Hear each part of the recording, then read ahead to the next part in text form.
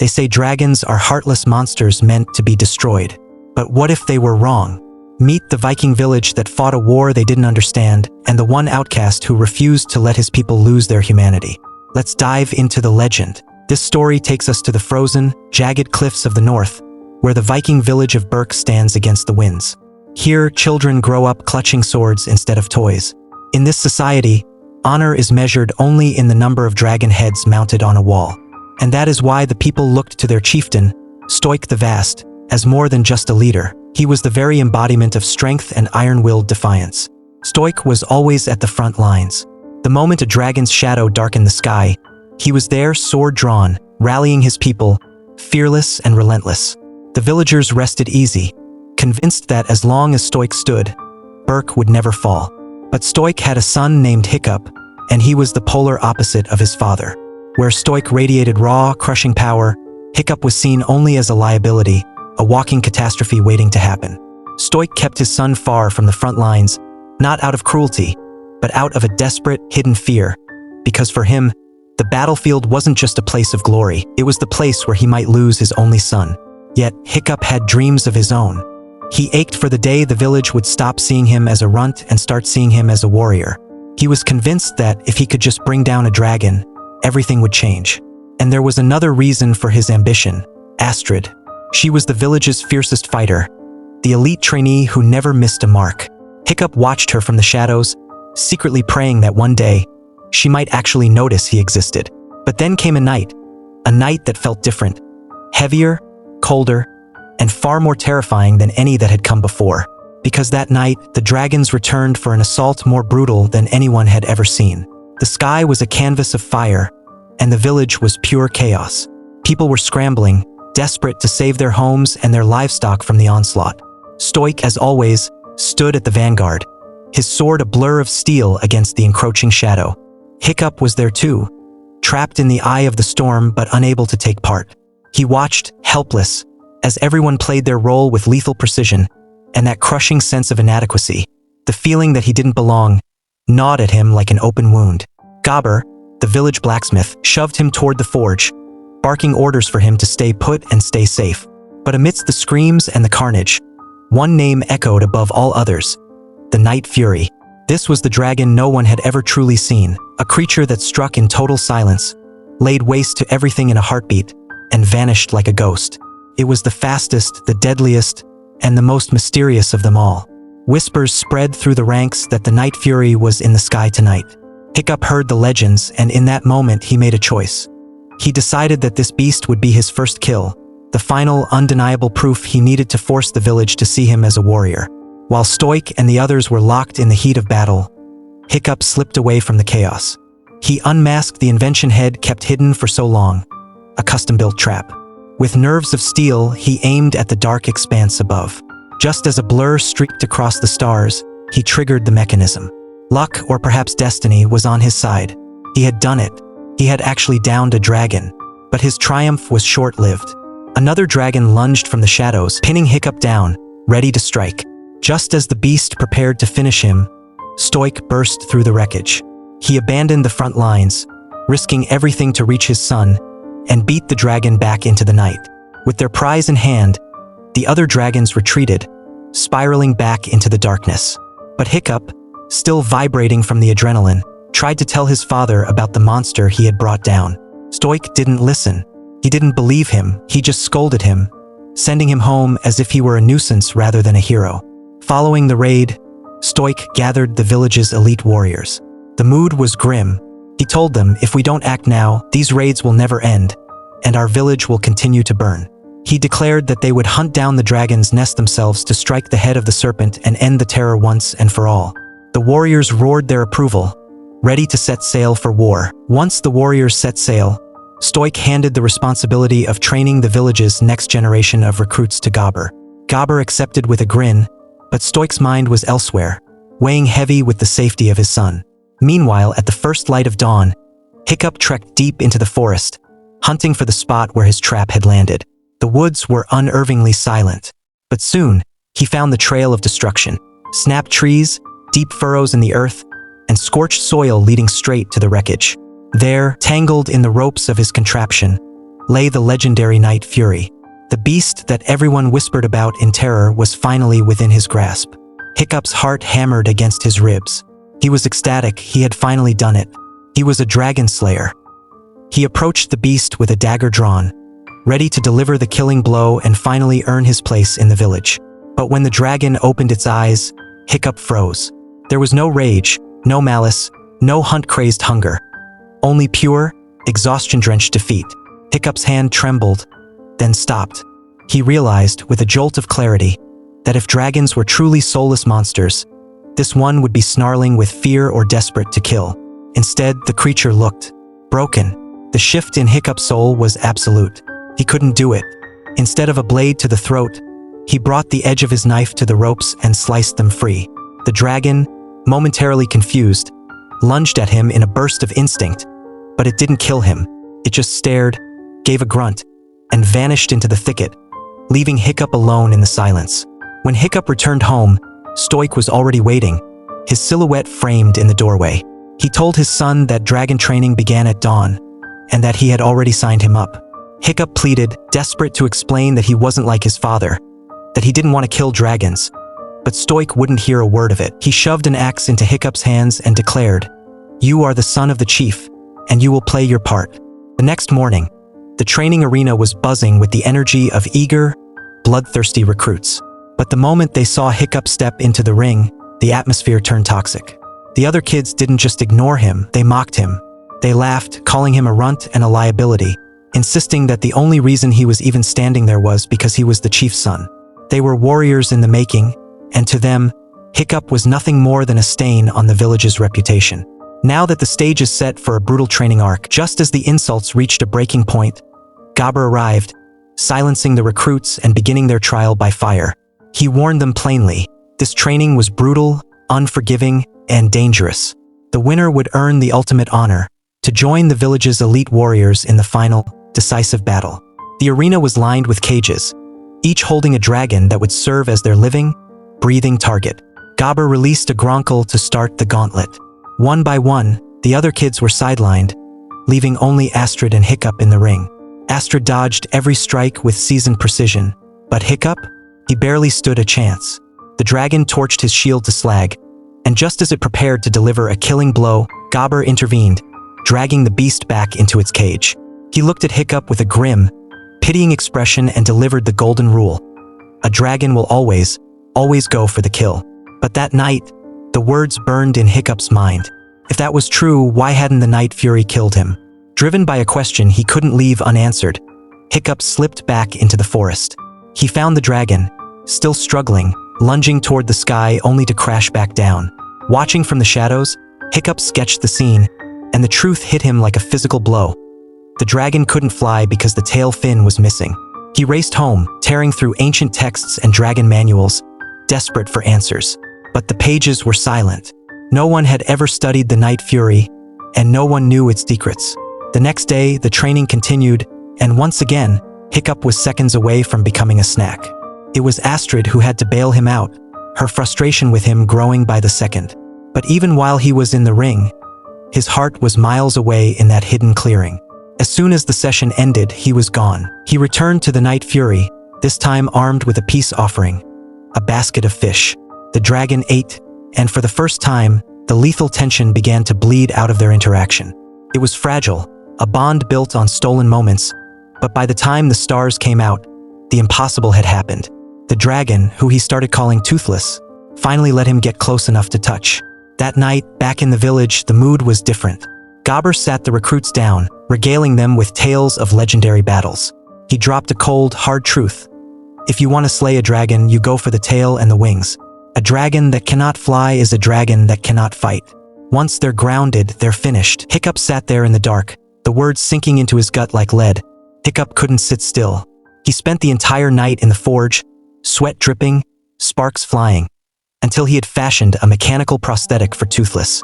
At first light, he bolted into the woods. He approached his friend with a peace offering of fish, carefully rigging the new tail fin into place.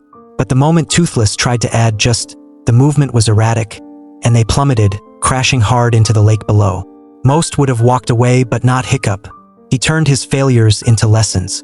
Every day, He analyzed the drag, the wind, and the mechanics, refining his design with every flight.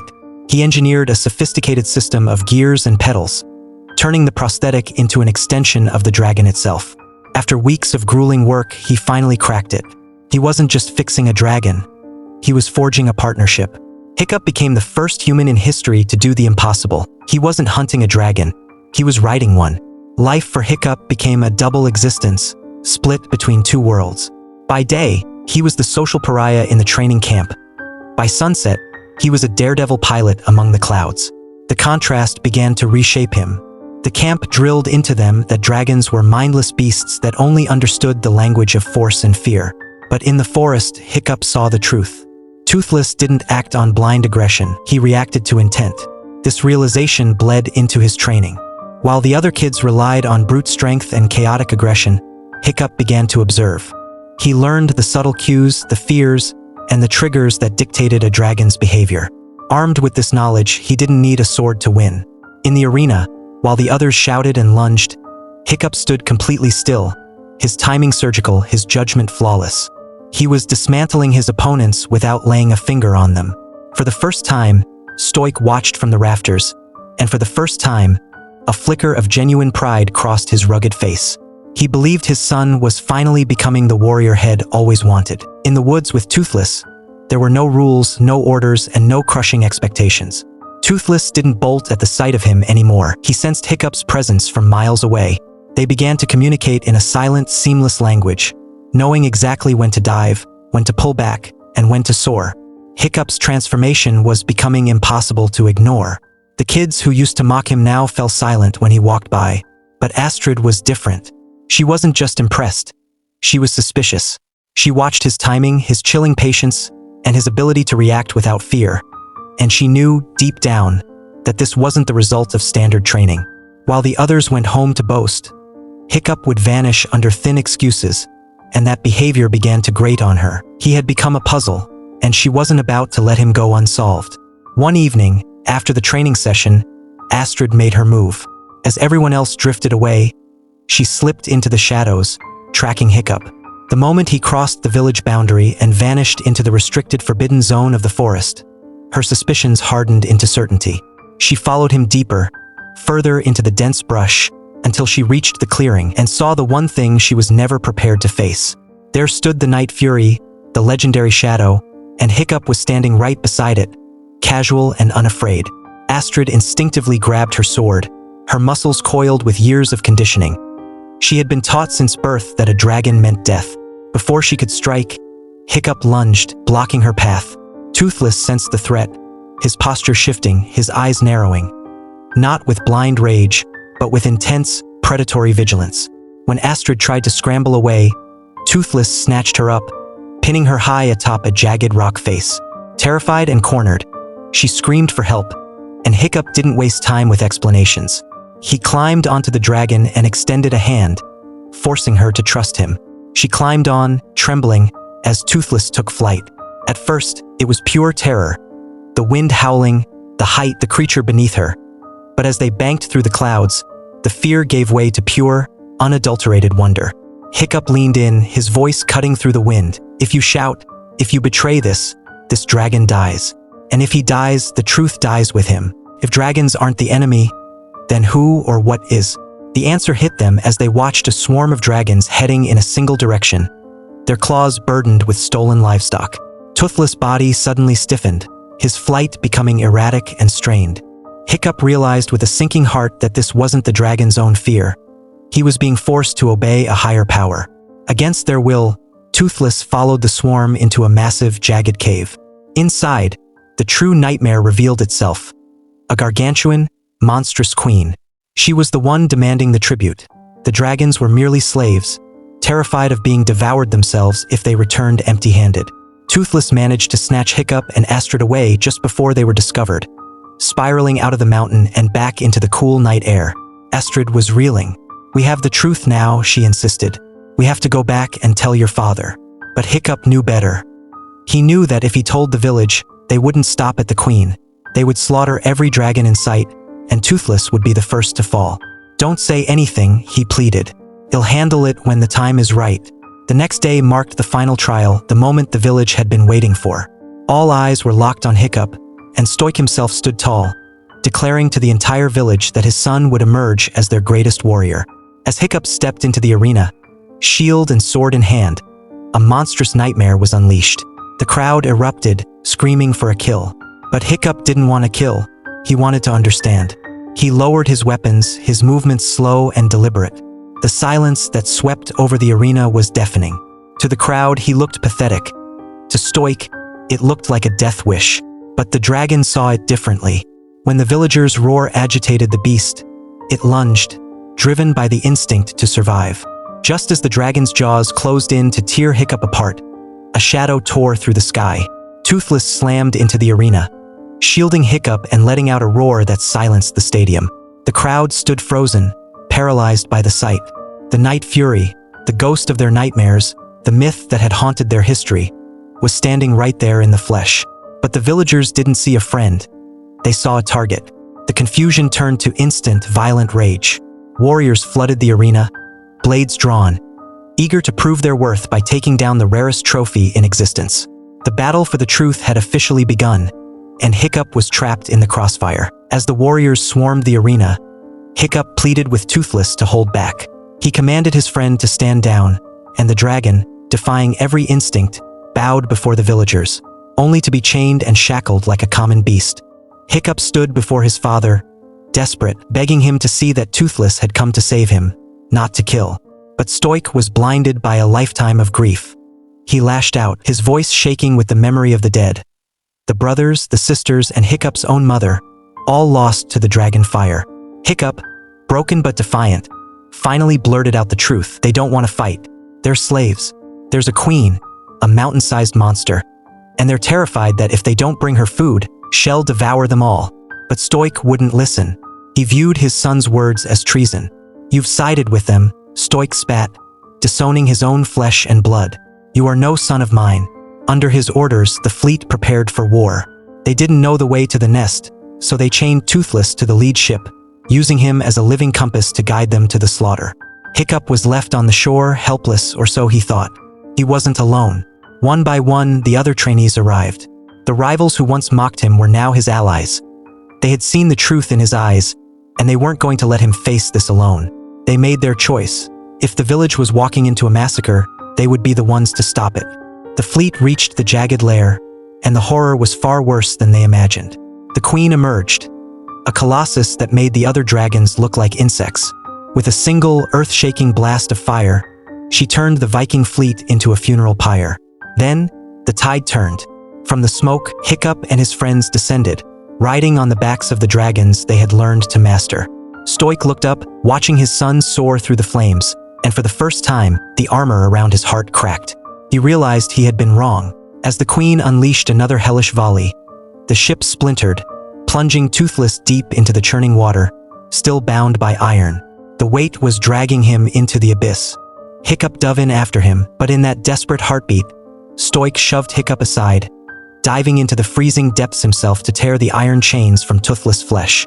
As the dragon broke free, Stoic locked eyes with his son. A silent, powerful acknowledgement that everything Hiccup had fought for was right. Pride, raw and unfiltered, burned in the chieftain's eyes. Heart-fueled, Hiccup mounted his friend, and the true counterattack began. The other riders joined the fray, their dragons swooping through the wreckage. The Viking warriors watched in stunned silence as the children they once looked down upon danced through the air, fighting with a level of coordination they couldn't comprehend. In the chaos, Astrid was snapped up by the queen, her life hanging by a thread inside the beast's jagged maw. She struck back, forcing the queen to vent her rage.